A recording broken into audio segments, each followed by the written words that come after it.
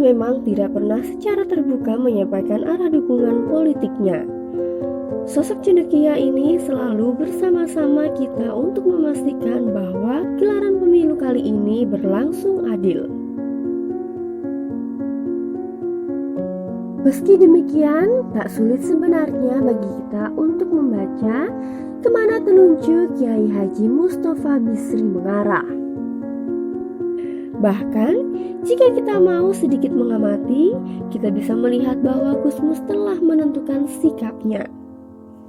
Baik melalui puisi lamanya, Republik Rasa Kerajaan, yang dibacakan ulang di Solo ataupun pertemuannya dengan sejumlah tokoh terkait kondisi demokrasi bangsa ini yang jelas-jelas sedang dirusak.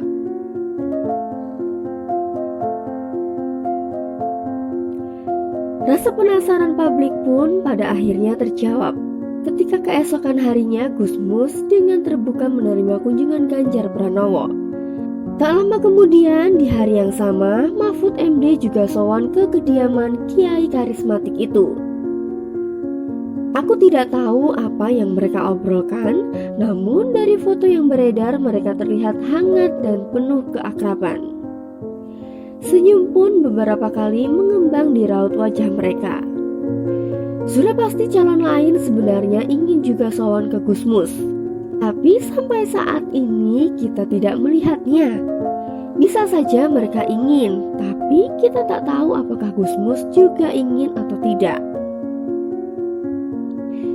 Yang jelas hanya Ganjar Mahfud yang pernah diterimanya dengan sangat terbuka. Arah dukungan Gusmus memang penting, bukan karena pengikutnya yang banyak, namun lebih karena kedalaman Gusmus dalam memandang dan menilai sesuatu. Pengalaman Gusmus, nilai-nilai kemanusiaan yang terus membersamainya lah yang membuat kita meyakini Gusmus sosok tauladan bagi negeri ini.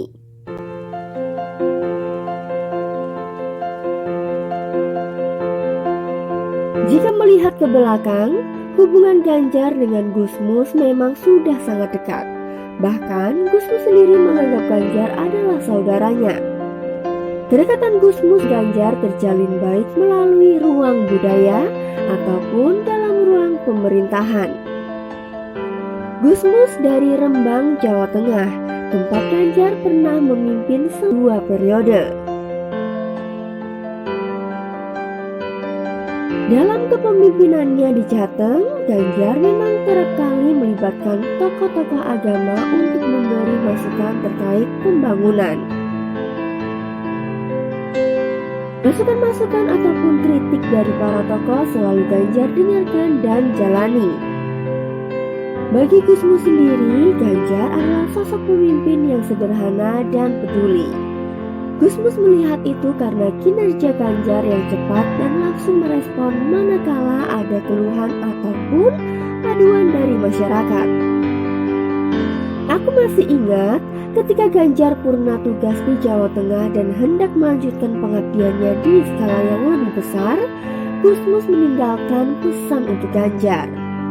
Gusmus bilang untuk melangkah yang lebih besar, kepedulian yang sudah ada pada diri Ganjar harus ditingkatkan, termasuk keadilan yang sudah pernah dilakukan.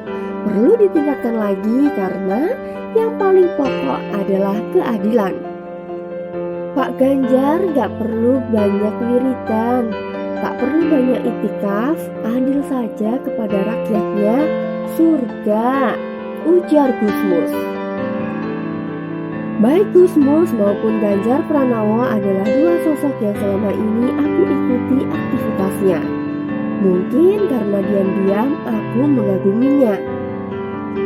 Dari Gusmus aku belajar kelembutan dan juga daya kreativitasnya yang besar dalam melahirkan karya-karya. Dari Ganjar aku melihat seorang pemimpin yang teguh dalam memegang prinsip. Ia berani, tak pernah sembunyi dari masalah dan dekat dengan masyarakat. Aku senang ketika kemudian Gusmus berada bersama dalam barisan Ganjar dan Mahfud. Aku seperti melihat Inilah harapan bahwa keadilan yang digaungkan Gusmus akan benar-benar terwujud di negeri ini. Baik keadilan dalam penegakan hukum maupun keadilan di sendi-sendi kehidupan lainnya. Salam Sobar Dialog.